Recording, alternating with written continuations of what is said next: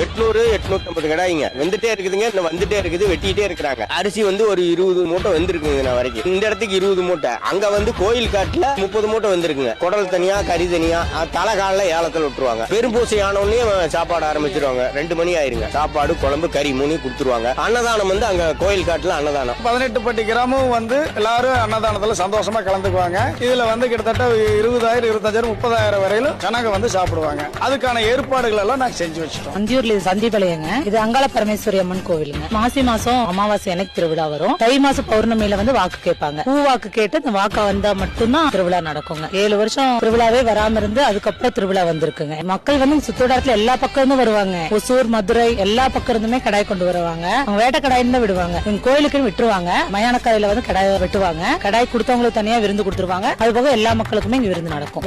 முதல்ல கடாயின்னு சொல்லிட்டு அந்த காலத்துல இருந்து கொடுத்துட்டு இருக்காங்க. முதல் கடாய் அவங்க தான் கொடுப்பாங்க. ஃபர்ஸ்ட் ஒரே வெட்டில வெட்டுவாங்க. ஜனங்க சுத்தோட்டத்துல இருந்து எல்லாருமே வருவாங்க. யார் வந்தாலும் விருந்துருங்க. ஆண்கள், பெண்கள், குழந்தைகள், வயசானவங்க யார் வந்தாலுமே சாப்பிடுவாங்க. மத்தியானம் 1 மணில இருந்து சாயந்தரம் 7 மணி வரைக்கும் விருந்து நடக்குங்க. நீங்க போய் பாத்தீங்கன்னா ஆயிரக்கணக்கா இருப்பாங்க ஒரே டைம்ல பாத்தீங்கன்னாவே. அது போக இங்க கோயில்லயே வந்து இந்த கடாய் கொடுக்குறாங்க இல்லீங்களா, அவங்களுக்கு சாப்பாடு, குழம்பு, கறி அது தனியா கொடுத்துருவாங்க டோக்கன் மூலமா. அது போக சாப்பிடுறவங்க அங்க பாத்தீங்கன்னா ஒரு திருவிழாக்கு 25,000 பேர் 30,000 பேர் கூட சாப்பிட்டு இருக்காங்க. ஈரோடு மாவட்டம் அந்தியூர் வட்டம் பிரம்மதேசம் கிராமம் சந்தியவெளியா